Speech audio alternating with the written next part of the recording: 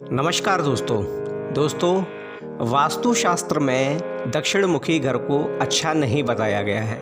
ऐसा कहा जाता है कि अगर आपका मुख्य द्वार दक्षिण दिशा की ओर खुलता है तो आपके घर में नकारात्मक ऊर्जाओं का वास हो सकता है, जिसके कारण आपका मन न लगना, सर भारी रहना, किसी काम में मन या इच्छा नहीं होना, आलस्य में रहना या आपको आर्थिक तंगी होना। इसके अतिरिक्त घर में परेशानियों का होना और महिलाओं का बीमार रहना।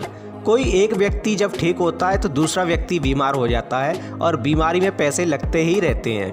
दोस्तों, मैं DRX संतोष सिंह अपने YouTube चैनल पर आप सभी लोगों का स्वागत करता हूं।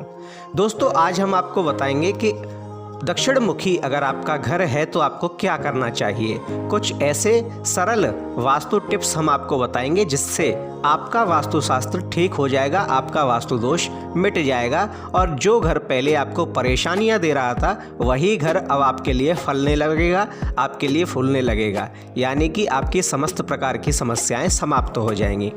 दोस्तों, हमारा वास्तुशास्त्र और ज्योतिष शास्त्र दोनों ही कहते हैं कि दक्षिण दिशा पितरों की दिशा है, यम की दिशा है। कभी भी इस दिशा में घर का यानी घर का मुख्य द्वार या दुकान का मुख्य द्वार नहीं होना चाहिए। परंतु अगर है तो क्या करना चाहिए? तब क्या वास्तुशास्त्र मना करता है? जी बिल्कुल नहीं। वास्तुशास्त्र कभी यह नहीं कहता कि इस तरफ द्वार मत कीजिए, लेकिन अगर आप द्वार करते हैं तो क्या सावधानियां आपको रखनी है। और अगर आपने कोई पुराना मकान खरीदा है और उस मकान में आपसे पहले रहने वाले लोगों की ऊर्जा मौजूद है, यानी नकारात्मक ऊर्जा मौजूद है, जिसके कारण आप परेशान रहते हैं, तो उसके लिए आपको क्या उपाय करना है। देखिए, ऐसे छोटे छोटे कई सारे ऐसे उपाय होते हैं जो बड़ी ही सरलता से किए जा सकते हैं और जिन उपायों को करने से आपको जो हानि हो रही थी वह समाप्त हो जाती है और उसके बाद आपको लाभ मिलना शुरू हो जाता है।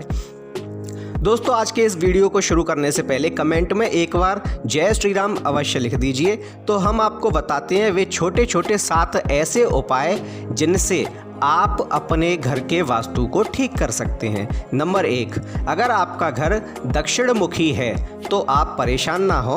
सबसे पहले तो उस घर की मुख्य दीवार यानी दक्षिण वाली जो दीवार है उसे सबसे ऊंची करवा दीजिए, क्योंकि दक्षिण का जो भाग है वह सदैव ही ऊंचा होना चाहिए, चाहे आपका द्वार दक्षिण में हो या पूर्व में हो।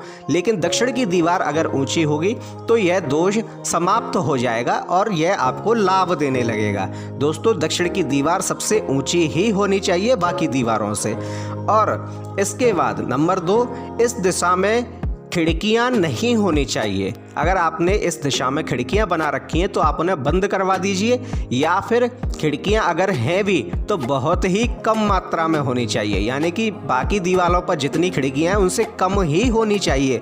और संभव हो सके तो इस दीवार पर कभी भी खिड़की होनी ही नहीं चाहिए, सिर्फ मुख्य दरवाजा ही काफ़ी है आने जाने के लिए। बाकी आप खिड़कियां किसी अन्य दिशा में कर सकते हैं। इस दिशा में अगर आप मुख्य द्वार है तो उस मुख्य द्वार पर आपको दहलीज अवश्य लगवानी चाहिए।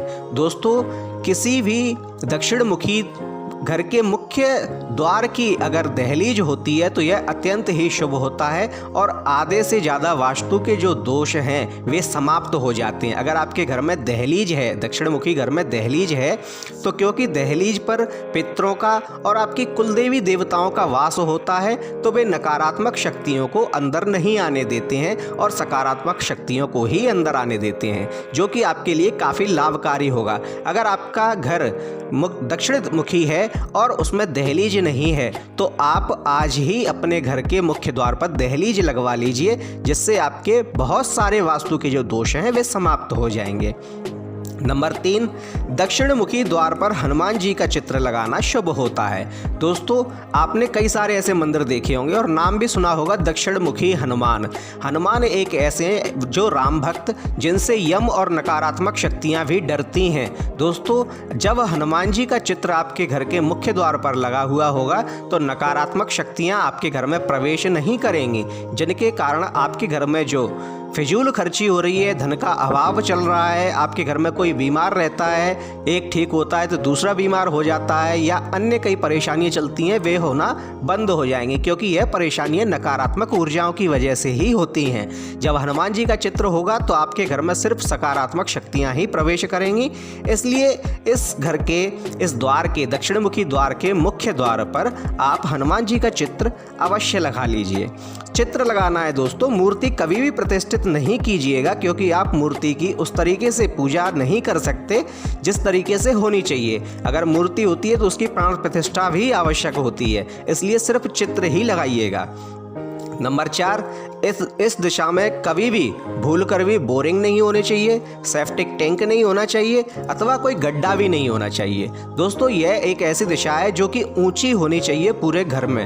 अगर आपके घर में भी इस दिशा में आपने गड्ढा खोद रखा है, या आपने सेप्टिक टैंक बनवा रखा है, या आपने बोरिंग लगवा रखा है, तो आप उसे वहाँ से हटा दीजिए, क्योंकि यह आपके घर में बहुत सारी बीमारियों का कारण होता है। हमारा वास्तुशास्त्र कहता है कि अगर दक्षिण दिशा में बोरिंग होती है जिससे सभी घर के लोग जल का उपयोग करते हैं, तो उन्हें कोई ना कोई बीमारी रहती ही है दोस्तों। इसलिए अगर इस दिशा में कोई गड्ढा है तो आप उसे भरवा दीजिए। नंबर 5, इस दिशा में कभी भी नीले या काले रंग का उपयोग नहीं करना चाहिए। दोस्तों लोग क्या करते हैं कि अपने घर की दीवारों को नीले रंग से पुतवा देंगे या गेट को काले रंग से पुतवा देंगे। तो दोस्तों इस दिशा में कभी भी गेट को नीले काले या दीवारों को नीले काले रंग से नहीं पोतना चाहिए। दोस्तों यह रंग इस दिशा में उपयोग नहीं करना चाहिए। आपको गेट पर लाल या क्रीम कलर ही उपयोग करना चाहिए, और उन दीवारों पर भी लाल या क्रीम कलर का ही उपयोग करना चाहिए, जिससे आपका घर का वास्तु शुद्ध रहेगा, शांत रहेगा। नंबर 6, अगर आपका घर उत्तर दिशा में ना हो के मतलब दक्षिण मुखी है, और दक्षिण मुखी का अगर आपको लगता है कि ऐसी कई बहुत सारी नकारात्मक शक्तियां, या हमारा काम नहीं चल रहा है, काम बनते बनते बिगड़ जाता है, और जिस दिन से हम इस घर में आए हैं हमें परेशानियां हो ही रही हैं, आर्थिक तंगियां हो ही रही हैं, तो आप एक छोटा सा उपाय कीजिए। आप एक चौड़े मुंह का कांच का अथवा एक मिट्टी का बर्तन लीजिए, और उस बर्तन में आप समुद्री नमक, जो खड़ा नमक होता है समुद्री नमक, वो भर लीजिए। नमक इतना ही भरिए कि वह गिरे नहीं, और उसे अपने घर के ब्रह्म स्थान यानी कि बिल्कुल बीचों बीच में आप उसे रख दीजिए रात्रि को। और रात्रि को रखकर आप सुबह उसे किसी बहते हुए जल में विसर्जित कर दीजिए। बहता हुआ जल, जहाँ जल बह रहा हो, आवश्यक नहीं है कि वो नदी ही हो सकता है नाला हो, लेकिन उसमें जल जो है वो बहता हुआ होना चाहिए, उस जल में आप विसर्जित कर दीजिए।